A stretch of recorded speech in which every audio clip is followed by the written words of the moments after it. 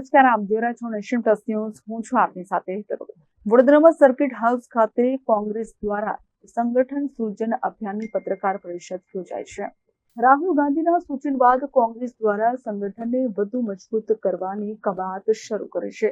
સંગઠન સૃજન અભિયાન હેઠળ કોંગ્રેસ દ્વારા સંગઠનને મજબૂત કરવાની કવાયત શરૂ કરી. વડોદરાના સર્કિટ હાઉસ ખાતે આજરોજ સંગઠન સૃજન અભિયાન હેઠળ વડોદરા જિલ્લાના એઆઈસીસી સંગઠન પ્રભારી કુલદીપ ઇન્દોરી અને પ્રદેશ સમિતિના પ્રભારી રૂપલબા ગજેન્દ્રસિંહ, જગદીશ પટેલ, ડોક્ટર પલક વર્મા, ધારાસભ્ય ઇમરાન ખોડાવાલા વિશેષ ઉપસ્થિત રહી વડોદરામાં કોંગ્રેસનું સંગઠન કેવી રીતે મજબૂત કરી શકાય તે માટે પત્રકાર પરિષદ યોજી મનોમંથન કરવામાં આવ્યું હતું. આ પ્રસંગે વડોદરા શહેર કોંગ્રેસ સમિતિના પ્રમુખ ઋત્વિક જોશી, વિપક્ષના નેતા ચંદ્રકાંત શ્રીવાસ્તવ, પૂર્વ વડોદરા શહેર કોંગ્રેસ સમિતિના પ્રમુખ નરેન્દ્ર રાવત, પાદરાના પૂર્વ ધારાસભ્ય અને વડોદરા જિલ્લા કોંગ્રેસ સમિતિના પ્રમુખ જશપાલસિંહ પડિયાર સહિત કોંગ્રેસના કાર્યકર્તાઓ તેમજ અન્ય પદાધિકારીઓ વિશેષ રૂપે ઉપસ્થિત રહ્યા હતા.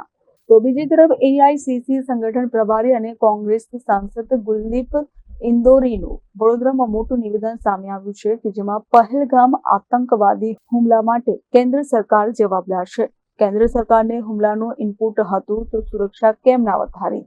પીએમ મોદીનો કાશ્મીર પ્રવાસ રદ કર્યો તે સમયે કેમ સુરક્ષા ના વધારી? પ્રધાનમંત્રી નરેન્દ્ર મોદી, ગૃહમંત્રી અમિત શાહે રાજીનામું આપવું જોઈએ, કોંગ્રેસના સાંસદે આમ જણાવ્યું છે.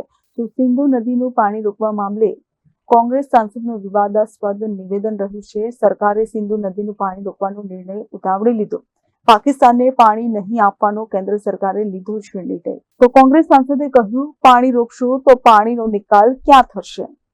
પાણી રોકવા માટે સરકાર પાસે કોઈ વ્યવસ્થા નથી. સરકાર કેમ હજી સુધી પાણી રોકવા માટે ડેમની વ્યવસ્થા નથી કરી? સરકાર સિંધુ ઉપરાંત ચિનાબ અને સતલુજ નદીનું પાણી પણ પાકિસ્તાનને આપે છે.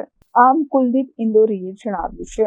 सबसे पहले तो जो पुलवामा में जो घटना घटी है उसके लिए मैं अपनी शोक संवेदनाएं व्यक्त करता हूं और उसके लिए सबसे पहले मैं चाहूँगा कि 2 मिनट का मौन रख के उन जो मारे गए लोगों के लिए श्रद्धांजलि अर्पित करें.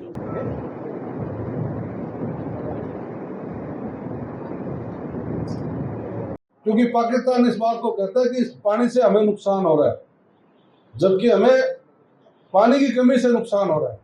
तो उस पर सरकार को प्लान करना चाहिए. जब इतनी बड़ी गंभीर समस्या किसानों के सामने है और आज आप खुद भी प्रैक्टिकल देख लीजिए, आप पानी रोके लेकिन उसका प्लान आप कब तक कर देंगे? ये पानी ये तो है नहीं भी डाइवर्ट कहीं भी कर दो.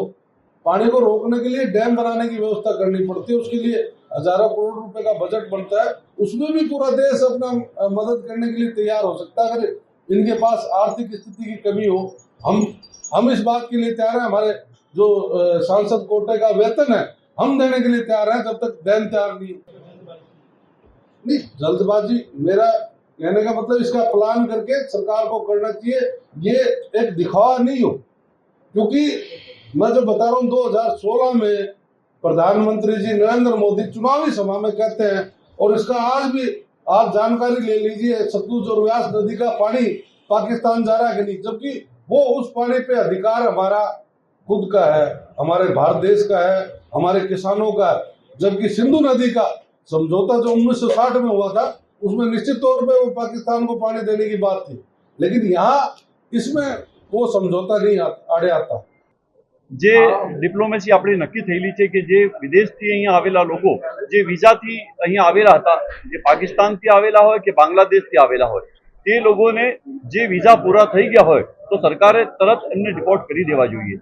જે પ્રમાણે અમદાવાદ શહેરના અંદર આપ પહોંચો તે પ્રમાણે કે 400થી વધારે બાંગ્લાદેશીઓને સરકાર અને ગૃહ વિભાગ દ્વારા એમને પકડવામાં આવ્યા છે. સુરતના અંદર પણ આ પ્રમાણેનું જે એક્શન કરવામાં આવી છે. તો સરકારે ચોક્કસ આ પહેલા કરવાની જરૂર હતી. જ્યારે આવી ઘટનાઓ બનતી હોય છે ત્યારે સરકાર હું સમજુ છું કે જે પ્રમાણે એક્શન લેવા જોઈએ એ ટાઈમમાં જ લેવા જોઈએ.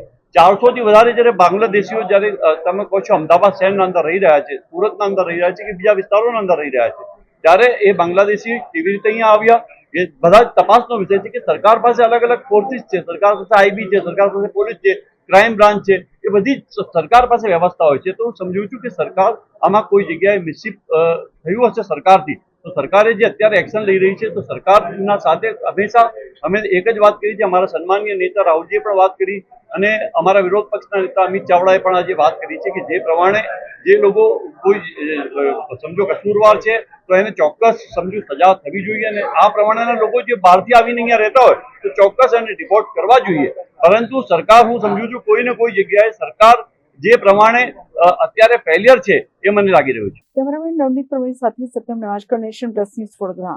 સમાચારોના સતત અપડેટ મેળવવા માટે અમારી નેશન પ્લસ ન્યૂઝની યુટ્યુબ ચેનલને સબસ્ક્રાઇબ કરો, બેલ આઇકન દબાવો અને જોડાયેલા રહો ફેસબુક, ઇન્સ્ટાગ્રામ અને ટ્વિટર પર.